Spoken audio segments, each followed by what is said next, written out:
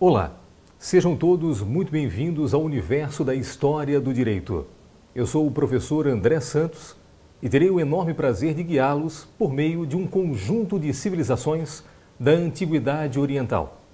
Vamos trabalhar com diversos continentes, diversos povos, distribuídos ao longo de um grande período da história. Voltaremos até a história antiga, por volta do ano 4000 a.C., para fazer naturalmente nascer o rol que nós conhecemos hoje como ciências do direito ou ciência jurídica. Sempre é importante ressaltar que o direito ou a ciência jurídica não nasceu por um capricho, mas sim por uma necessidade construída por um corpo de indivíduos que se organizavam em torno de uma sociedade civil. É justamente essa temática que nós iremos abordar a partir deste momento.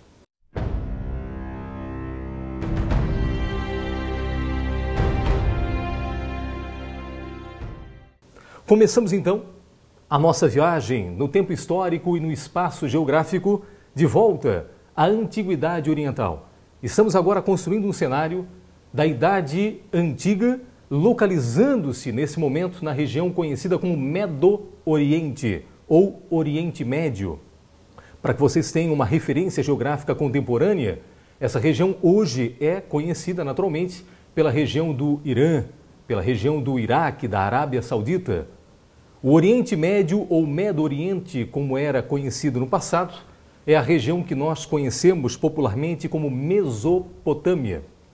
Mesopotâmia é um termo grego atribuído à região entre rios, entre o rio Tigre e o rio Eufrates, uma região extremamente fértil, onde em torno dela constituíram-se um conjunto de civilizações que eram de origem nômade, que migravam de região em região em busca de melhores condições de vida e que lá, na região chamada de Mesopotâmia, encontraram seu espaço geográfico ideal para transformarem-se em sociedades ou civilizações sedentárias, fixando suas residências e vivendo de um outro modelo político, econômico e social.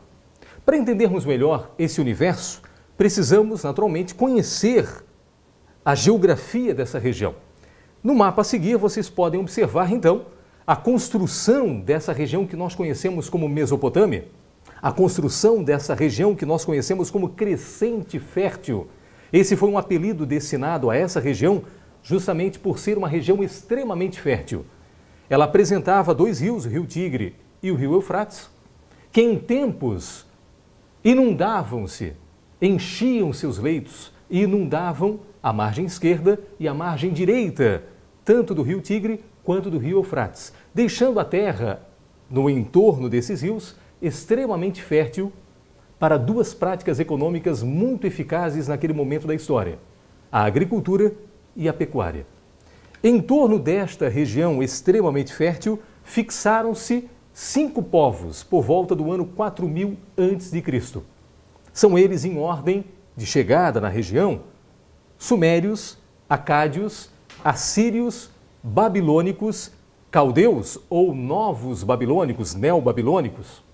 Esses povos, ao entrarem na região, passaram a conviver relativamente de forma harmônica no primeiro momento, até porque eles constituíram comunidades primitivas com um modelo igualitário de vida.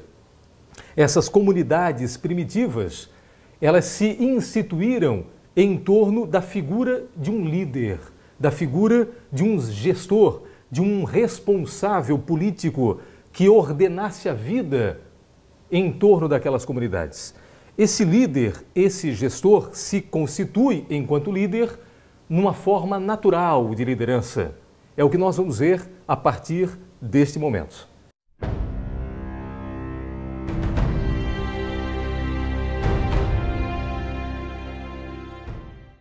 Modelos socioculturais das civilizações mesopotâmicas. Vamos observar primeiro o aspecto político.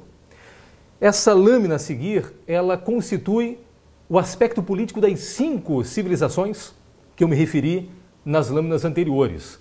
Ela diz respeito tanto aos sumérios, aos acádios, aos assírios, aos babilônicos e aos caldeus ou neobabilônicos, A organização política estava em torno sempre da figura do líder. O líder era o homem mais velho daquela comunidade.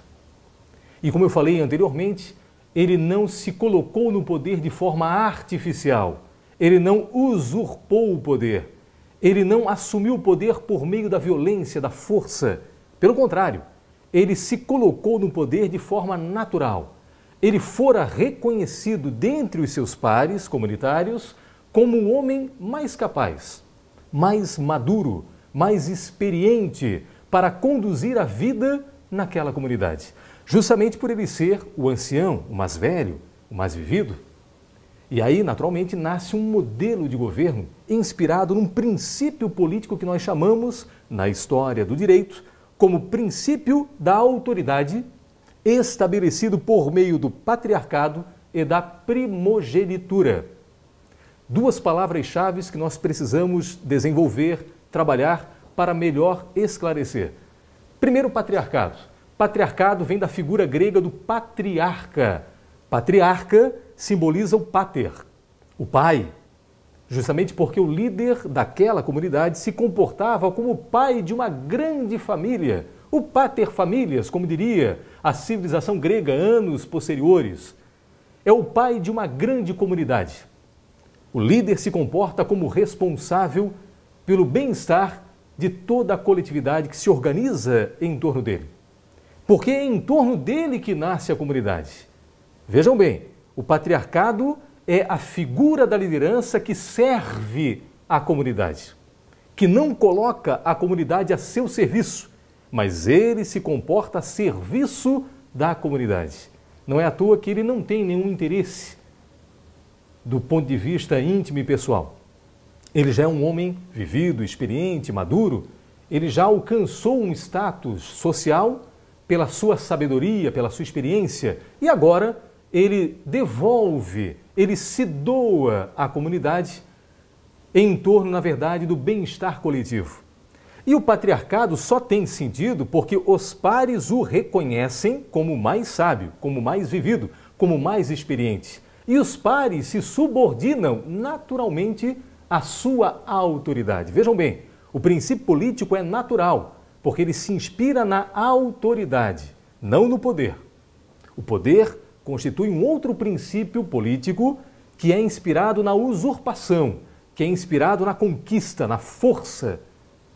Já a autoridade é um princípio anterior que se inspira na liderança natural, onde a comunidade se subordina à figura do gestor, por entender que o gestor está mais preparado, está mais apto a conduzir aquela comunidade pelo caminho da prosperidade social, econômica e política.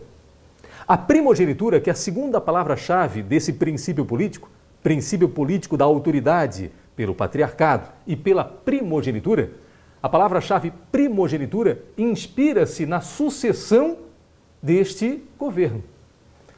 Quando um patriarca, quando um ancião, no auge da sua maturidade, vem a falecer, é necessário ocorrer a sucessão da gestão política daquela comunidade. E a sucessão da gestão política daquela comunidade se dá por intermédio da primogenitura.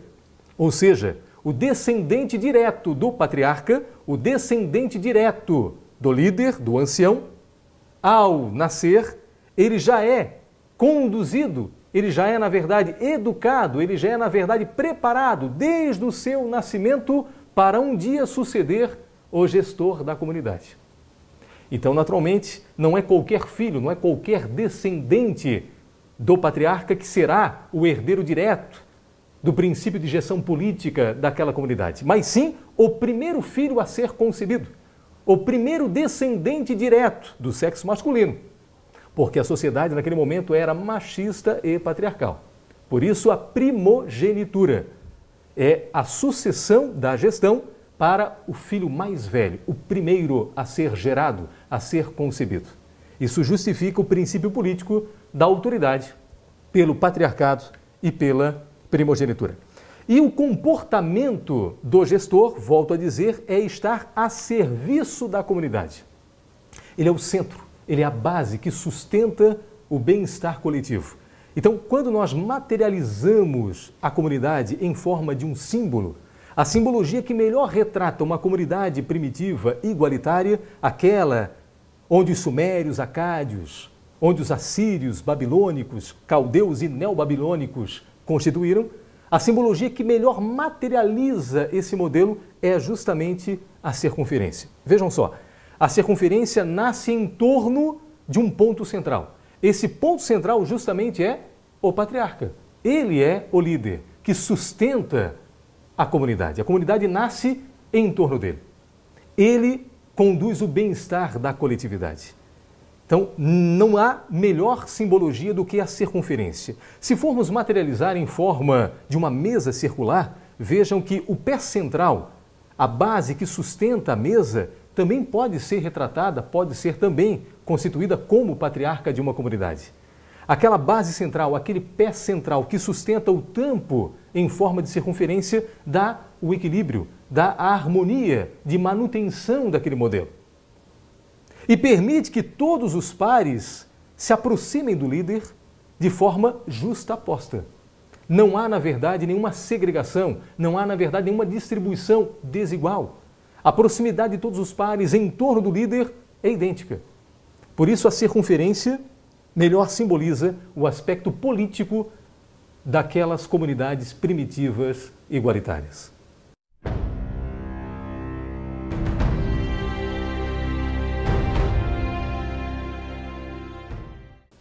Vejamos agora os modelos socioculturais das civilizações mesopotâmicas no aspecto econômico.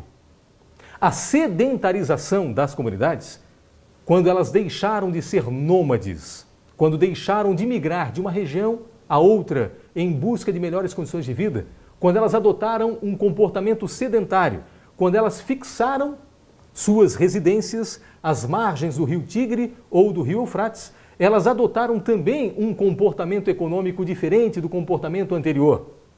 No momento em que elas deixaram o nomadismo e adotaram o sedentarismo, elas abandonaram, por sua vez, o modelo econômico da caça, da coleta, dos espólios de guerra e passaram a se comportar de uma forma diferente. Passaram a usufruir do solo fértil para desenvolver um novo modelo econômico de vida.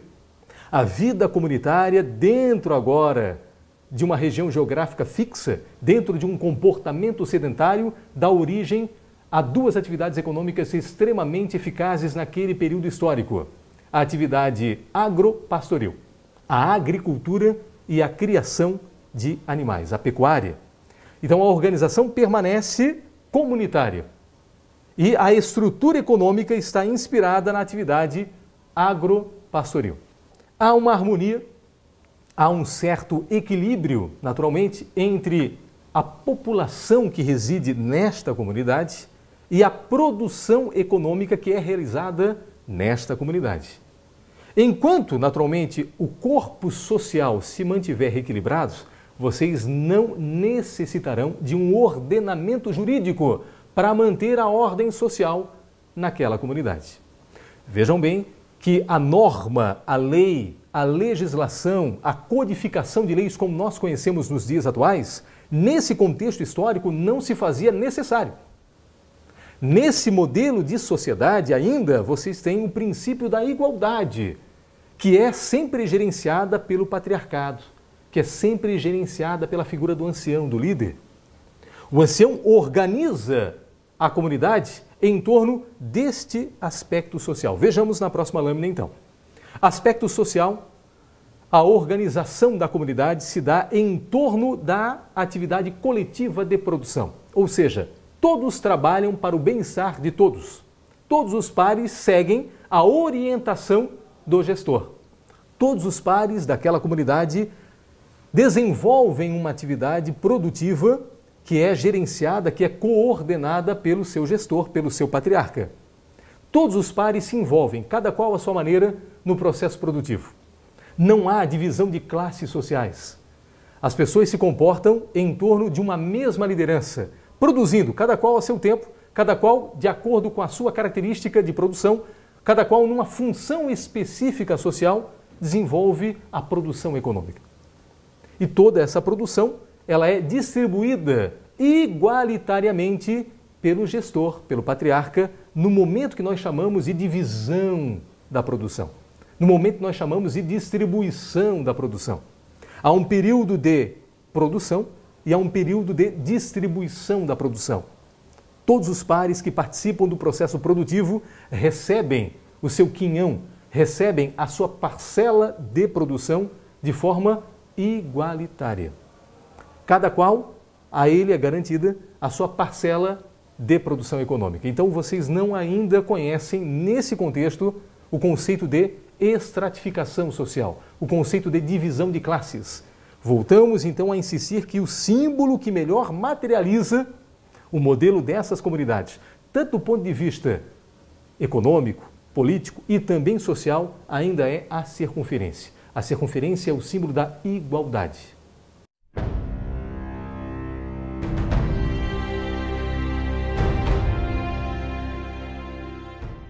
Pois bem, isso tudo funciona num ritmo equilibrado, num ritmo harmônico, enquanto dois fatores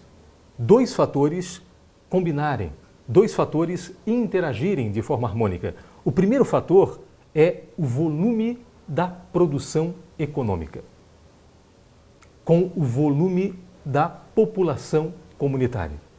Enquanto vocês encontrarem uma comunidade que produz mais do que consome, uma comunidade que tem a capacidade de produção econômica maior do que a sua própria população, do que o seu próprio volume populacional, enquanto estiver equilibrado o volume de produção econômica com o volume populacional da comunidade, vocês vão ter uma comunidade se comportando de forma harmônica, equilibrada, sem a necessidade de se construir instrumentos jurídicos que normatize a vida desta coletividade, que doutrine o comportamento desta comunidade. Não há essa necessidade enquanto tivermos o equilíbrio entre o volume da produção econômica e o volume populacional da comunidade.